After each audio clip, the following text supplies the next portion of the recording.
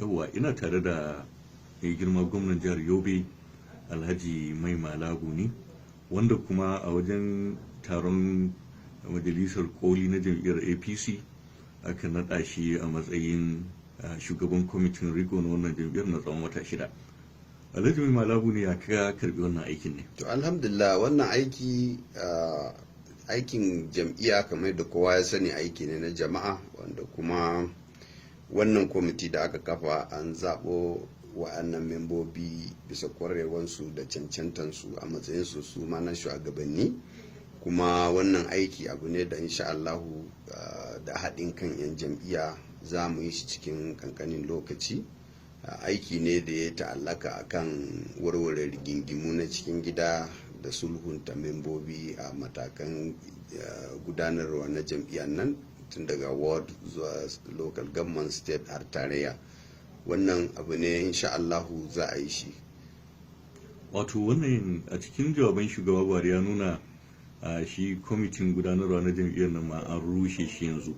Wannan ya nuna sai an yi babban taro kenan an zaɓi sabbin shugabanni a cikin wannan aikin na. To ai shine aikin da ma aka ɗora mana ɗin. Aikin da aka ɗora mana shine mu warware gardandami na cikin gida, mu haɗa kan 'yan jam'iyya, ko ma 'yan jam'iyya da suka yi fushi suka bar jam'iyyar mu yi biko mu kawo su, kuma haɗa kai har a je a yi zaben koli wanda za a zaɓar shugabanni da za su rike jam'iyyar. Wannan shine nauyin da aka ɗora mana yanzu. Alhaji Mai Malabu ne, me za ka ce wa 'yan jam'iyyar nan da jikinsu ya yi sanyi suke ganin kama an yi sako-sako har jam'iyyar nan ta fada cikin rudani? To dama abin da zai sa jikin 'yan jam'iyya ya sanyi shine rigingimu da yake cikin jam'iyya da ke ci yake cinyewa, shine zai sa gwiwarsu ya sanyi. To amma kira da zan yi wa dukkan 'yan jam'iyya shine kowa ya yi haƙuri, yanzu za a yi gyaran nan ba ma 'yan jam'iyya da suke ciki ba, in ma akwai 'yan jam'iyya da suka yi fushi suka bar jam'iyyar, domin ba za a rasa wanda aka ciwa mutunci aka kore su ba, ko kuma suka yi fushi suka bar jam'iyyar ba, ko su za mu dawo da su, balle membobi da suke ciki. Kuma dole ne a tsaya a yi gaskiya a yi adalci, domin in ba gaskiya da adalci a jam'iyya a nan ake samun matsala, a nan ake samun rarrabuwan kai. To insha Allahu wannan shine abin da muka ɗaukan makanmu, mu fidda son zuciya, mu tabbatar cewa mun tsaya da gaske mun sauke wannan nauyi da aka ɗora mana. Insha Allahu za mu yi iya kokari da haɗin kan 'yan jam'iyya mu saukar da wannan nauyi da aka ɗora mana. Daga faruwar wannan rikici, musamman ma 'yan babbar jam'iyyar adawa ta PDP suna murna, sun ce kun kamo hanyar kuma wato shiga irin matsalolin da suka shiga kenan. Watakila wannan ita ce damar su ta zaben 2023. Me za ka ce kan wannan? Kamar me?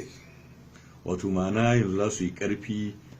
APC ita ma ba mamaki mulkinta na shekara 8 za ta yi, maimakon wato rabin na PDP da ta yi shekaru 16.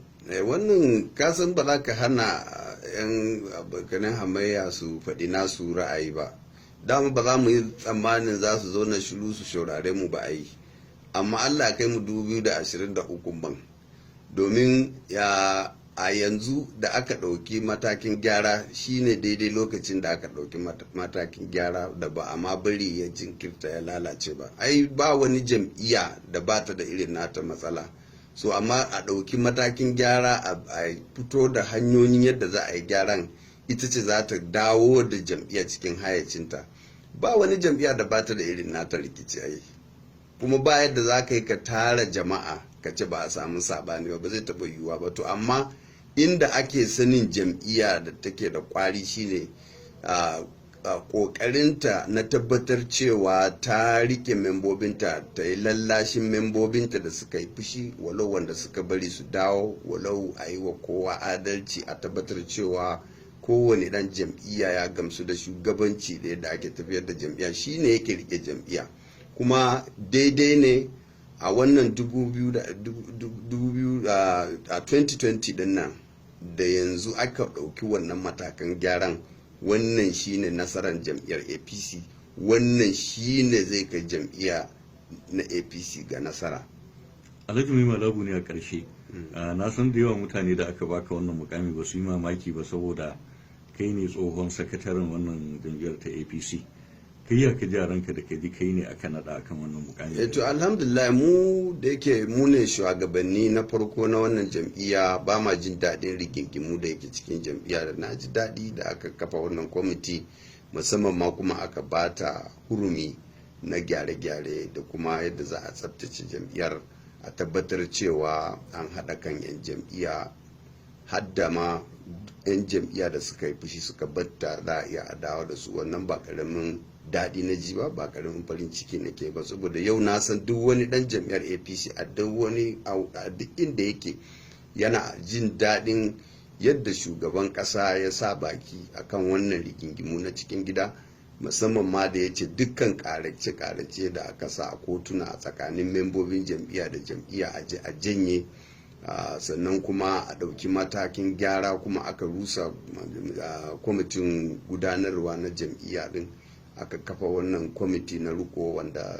wannan haƙƙi yana kansu, kuma aka ba su cikakken hurumi na yadda za su tafiyar da wannan jam'iyya har a kai ga zaɓen fidda wasu shugabanni da za su rike jam'iyya. Wannan ba karamin nasara ba ne ga dukkan ɗan jam'iyyar APC a ko ina yake a Najeriya. A ƙarshe baki ɗaya, su waɗannan 'yan kwamitin gudanarwa watakila za su ce kai yadda Allah ka duba sun kore mu gaba ɗaya fa waɗannan daga wannan shugabancin, su kuma ya za ka tinkare su? Na san su kansu 'ya'yan jam'iyya ne, shugabanni ne, sun ba da nasu gudunmawa, amma su ma kansu a lokacin da suke rike da wannan mukaman ba daɗin rigingimun suke ji ba. Suna duba hanyar yadda za su yi gyara ne, gyaran kuma sun yi iya kokarin su ga yadda za su iya, bai yiwu suka yi gyaran ba ne. So amma yanzu da shugaban ƙasa ya sa baki, kuma kwamitin koli ta zauna aka ɗauki wannan kafan gyaran, su ma suna tare da jam'iyya, kuma su ma suna farin ciki da dukkan abin da zai kawo zaman lafiya da ci gaban jam'iyya a halin da ake ciki yanzu. Domin ba wanda yake jin daɗin irin rigingimu da aka soma, wanda ba mai iya ce maka ga ranar da za ta kare in ba kamar rana ta yau din nan da aka ce to an rusa kwamitin gudanarwa, an kafa kwamiti na riko saboda su magance al'amarin ba. Alhaji Mai Malabu ne, mun gode kwarai. Na gode, Allah ya saka da